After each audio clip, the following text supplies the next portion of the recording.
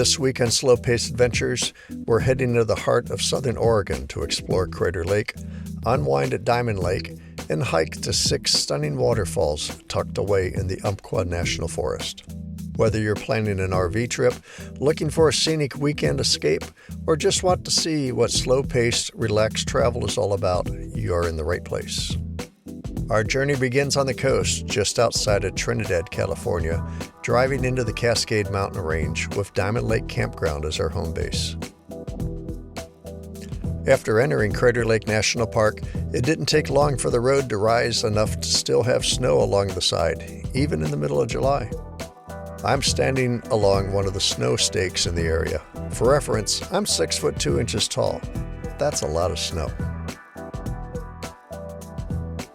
There's nothing quite like your first look at Crater Lake. It was formed about 7,700 years ago by the collapse of the volcano Mount Mazama. Its depth of 1,949 feet makes it the deepest lake in the United States.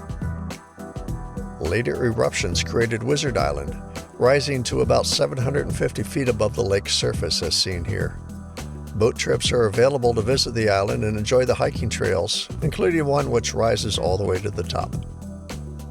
The water in Crater Lake is some of the cleanest in North America, with a record clarity of 142 feet recorded in 1997. No rivers flow into or out of the lake, with the water level remaining stable due to the rain and snowfall replacing the water that evaporates. There is a small visitor center where you can get your questions answered, your National Park passport book stamped, and purchase souvenirs. The historic Crater Lake Lodge was built in 1915 on the edge of the caldera nearly 1,000 feet above the lake. It was reconstructed and earthquake stabilized in 1995. As with most accommodations in national parks, the lodge sells out early. Visit recreation.gov for more information and to make reservations up to 1 year in advance. Just a short drive north, Diamond Lake Campground is the perfect spot to slow down. Although large with 238 sites available, it is very quiet and relaxing with beautiful views of Mount Bailey across the lake. We set up camp here for a few days with the lake just steps from our door. It's more relaxed than Crater Lake, great for biking, fishing, kayaking, or just relaxing with your feet in the water. We were even able to catch a glimpse of these square dancers practicing for their upcoming festival at the nearby lodge. Now for the real adventure, chasing waterfalls. First stop, Toketee Falls. At the trailhead parking lot, we were greeted by this 12-foot diameter pipe which carries water to a hydroelectric plant downstream. The trail itself is an easy 0.8 of a mile out and back with about 170 feet of elevation gain. It is generally uphill on the way to the falls over a series of stairs and rocky paths and is not considered accessible or recommended for strollers. Dogs are allowed on a leash on this and most other trails in the Umpqua National Forest. The trail leads to a viewing platform where you can enjoy nice views of the Toketee Falls 113-foot plunges consisting of an upper tier of 28 feet and a lower plunge of 85 feet. Next, Watson Falls. This one took our breath away. It's the tallest waterfall in the Umpqua National Forest.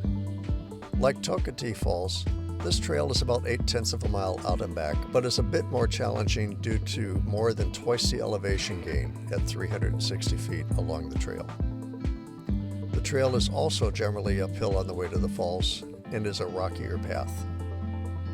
When you get to the falls, you'll forget all about the climb as the water thunders nearly 300 feet into a pool at the base.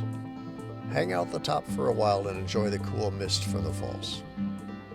Just a short drive away is Whitehorse Falls. Although only about a 14-foot drop, it is still a beautiful setting surrounded by moss-covered rocks and a canopy of old-growth Douglas fir. The viewing platform is a very short walk along an accessible paved trail from the parking lot of the day-use area of the Whitehorse Falls campground. While only about 30 feet tall, Clearwater Falls sits in a quiet, lush setting right off the highway. You barely have to leave your car for this one. Like Whitehorse Falls, the viewing platform is just a short walk along a paved, accessible pathway.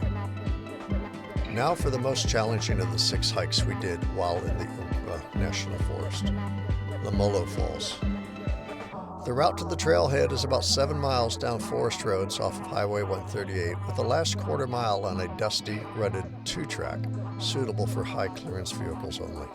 The hike itself is about 2.5 miles out and back through a lush forest of Douglas firs and western hemlocks. This trail descends about 325 feet downhill from the trailhead to the falls, with the first half on a well-graded wide path, while the lower half is much narrower, rocky, and somewhat steeper. As you round the corner, you'll catch the first sight of the 165-foot-high falls thundering into the basin below. Although you can't get as close to the falls as you could at Watson Falls, the view is still well worth the effort. Sit back, relax, and enjoy this beautiful scene for a while before starting the climb back to the trailhead.